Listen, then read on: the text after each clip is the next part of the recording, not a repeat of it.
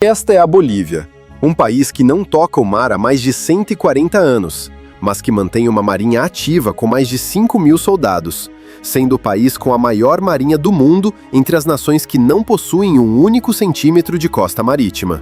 E todo dia 23 de março, eles comemoram o Dia do Mar, com discursos emocionados sobre ondas e portos. Até mesmo nos dias de hoje, as crianças aprendem na escola a cantar hinos ao oceano. Agora, olhe para o mapa. Esse país está cercado por terra, a quase 4.000 metros de altitude, e o oceano mais próximo está atrás de uma das maiores cadeias de montanhas do planeta. Seria apenas um delírio patriótico ou existe uma estratégia geopolítica genial e perigosa por trás disso? Hoje, no Prisma Global, vamos mergulhar na história de uma guerra esquecida, uma traição diplomática e o plano audacioso da Bolívia para voltar ao mar, custe o que custar. Para entender por que a Bolívia tem uma marinha, primeiro precisamos entender como ela a perdeu. Muita gente não sabe, mas quando a Bolívia nasceu, ela era um país marítimo. Ela possuía o Departamento do Litoral, uma faixa de 400 quilômetros de costa no Oceano Pacífico. O problema era que essa região, o deserto do Atacama, era um dos lugares mais inóspitos da Terra. Ninguém queria morar lá, até que descobriram que aquele deserto era, na verdade, uma mina de ouro. Naquela época, o mundo estava em plena revolução agrícola e industrial. O salitre e o guano, basicamente excremento de aves acumulado por séculos, eram os fertilizantes mais potentes do mundo e a base para a fabricação de pólvora. Quem controlasse o Atacama, controlava a comida e as armas do mundo. A Bolívia tinha o território, mas o Chile tinha um investimento britânico e uma marinha moderna.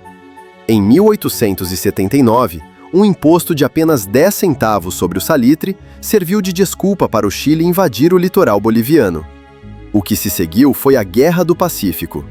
A Bolívia e o Peru se uniram contra o Chile, mas a superioridade naval chilena foi devastadora. Sem navios de guerra para defender seus portos, a Bolívia foi cortada do resto do mundo em poucos meses. O exército boliviano lutou bravamente nas montanhas, mas a guerra foi decidida na água. Em 1884, a Bolívia foi forçada a assinar uma trégua humilhante. Ela perdia cada grão de areia de sua costa, tornando-se oficialmente um país mediterrâneo. Você pode pensar, ok, a guerra acabou há 140 anos. Por que não simplesmente fechar a marinha e usar o dinheiro em hospitais? A resposta é que, para a Bolívia, a marinha não é apenas militar, ela é pedagógica e simbólica.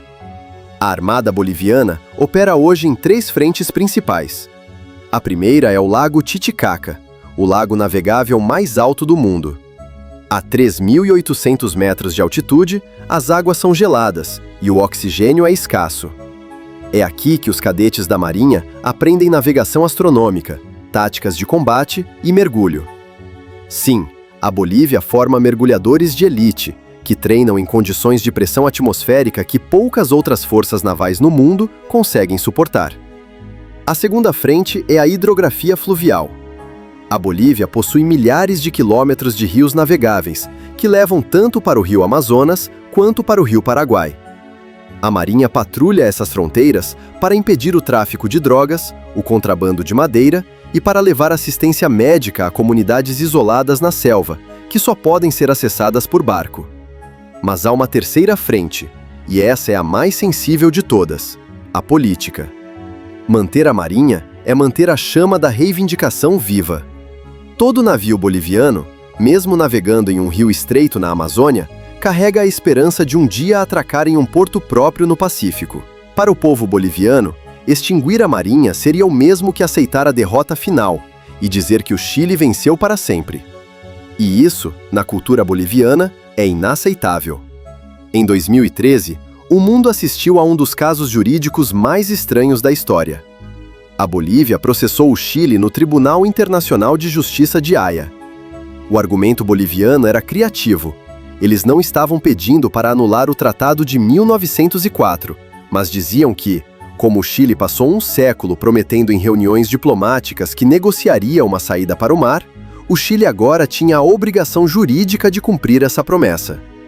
O Chile se defendeu dizendo que fronteiras são sagradas e que tratados de paz não podem ser reabertos.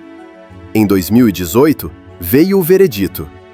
Por 12 votos a 3, os juízes decidiram que o Chile não tem obrigação legal de negociar uma saída soberana para o mar.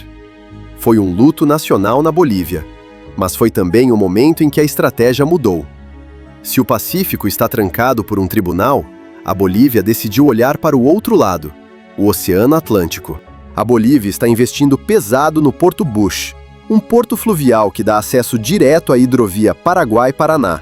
Através desse caminho, os navios bolivianos podem sair pelo Uruguai e chegar ao Atlântico. Ironicamente, a Marinha das Nuvens agora está se tornando uma marinha de águas doces, com uma missão muito clara: garantir que o país não seja sufocado economicamente.